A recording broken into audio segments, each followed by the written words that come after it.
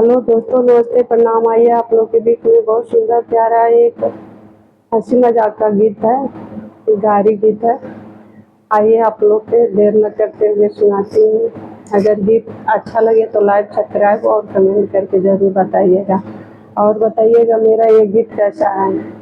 ओटवा के खातिर मोदी जी दी होले रुपइया हो।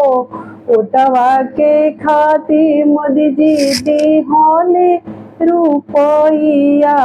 दौड़ल दौड़ल गईली अगुआ के मेहरिया हो।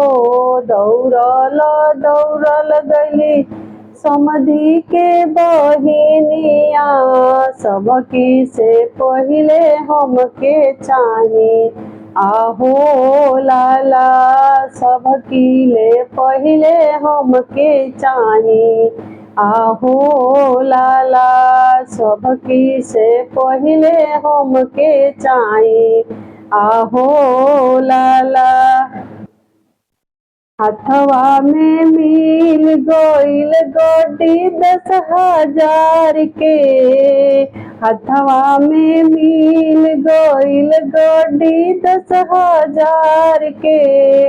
वहाँ से धोइली हली रास्ता बाजार के। वहाँ से धोइली हली रास्ता बाजार के।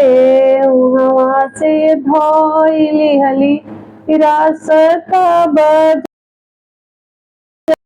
जाके गढ़वाली झूलनिया आहो लाला। जाके गढ़वाली झूलनिया आहो लाला। हथवा में मिल गईल गोटी 10,000 के। वहाँ से धोइली हली रास्ता बाजार के। जाके गढ़वाली झूलनिया आहो लाला। जाके गढ़वाली झूलनिया आहो लाला। झूलनी पहिरी ओइली समधी के लगावा हो। समधी निहारे ले आगावा से पीछावा हो। समधी निहारे ले आगावा से पीछावा हो। झूलनी पहिरी ओइली समधी के लगावा हो। समधी निहारिल आगावा से पीछावा हो। कौनी भातार से गोठवलू आहो लाला। कौनी यार से गोठवलू आहो लाला। तोहरा ले नीमन बाड़े मोदी सरकार के हो। तोहरा ले नीमन बाड़े मोदी सरकार के हो।